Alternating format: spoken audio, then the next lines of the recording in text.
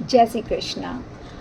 अक्सर लोग बात करते हैं कि हमें ज्योतिष समझ में नहीं आती है या ज्योतिष को समझना बहुत मुश्किल है।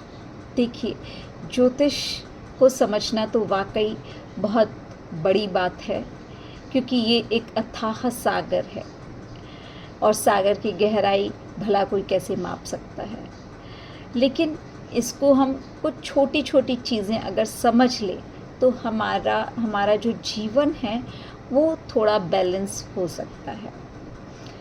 ये जो प्लैनेट है हमारे, वो हमारे पंच तत्व को बैलेंस करते हैं। हमें जो इनकी स्थिति मिली है, यानी हमारी कुंडली में जो ग्रह बैठे हैं, वो हमारे पूर्व में किए गए कर्म यानी प्रारब्ध को दर्शाते हैं। जो जैसे हमने पूर्व में कर्म किए थे, ये उसी का एक मैप है। इन ग्रहों को अब बैलेंस करना सबसे बड़ा जो ज्योतिष का एक तत्व है वो यही है कि कैसे, क्योंकि अगर आपकी कुंडली में आपको कोई भी प्रॉब्लम है, मान लीजिए, तो वो किसी प्लैनेट के कारण है और वो प्लैनेट किसी तत्व को का प्रतिनिधित्व करता है। तो वो जिस तत्व का प्रतिनिधित्व करता है, आपके शरीर में वो तत्व इम्बैलेंस हो जाएगा।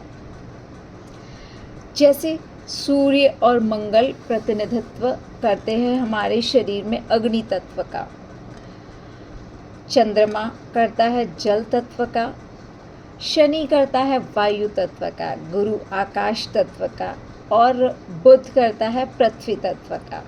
तो ये ग्रह जो इन पंच तत्वों का प्रतिनिधित्व करते हैं, इन शरीर के पंच तत्वों को बैलेंस करने के लिए ही हम इन ग्रहों की रेमेडीज़ करते हैं।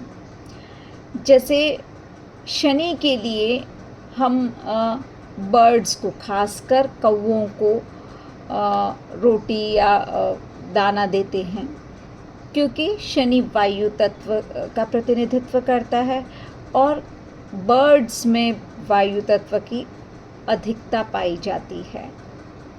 ठीक इसी प्रकार चंद्रमा जल तत्व का प्रतिनिधित्व करता है। तो हम बहुत ज़्यादा वाटर ड्रिंक करने के लिए हमें कहा जाता है चंद्रमा इम्बैलेंस होने पर। तो इस तरह की बहुत सारी जो चीज़ें हैं तत्वों के बैलेंस होने पर डिपेंड करती है। गौ माता को जो हम सेवा करने का सबसे बड़ा जो हमें बताया गया है हमारे सनातन में, वो उसका कहीं न कहीं सबसे बड़ा कारण यही है, क्योंकि गौ माता एक ऐसी है पशुओं में या मनुष्य के बाद कोई है तो गौ माता ही है जिसमें पंच तत्व होते हैं। जब हम गौ माता की सेवा करते हैं तो वो पंच तत्व हमारे शरीर के बैलेंस हो जाते हैं।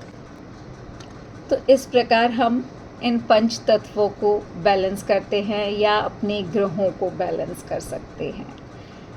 इतना समझ लेना ही काफ़ी हद तक आपकी लाइफस्टाइल को बैलेंस कर सकता है।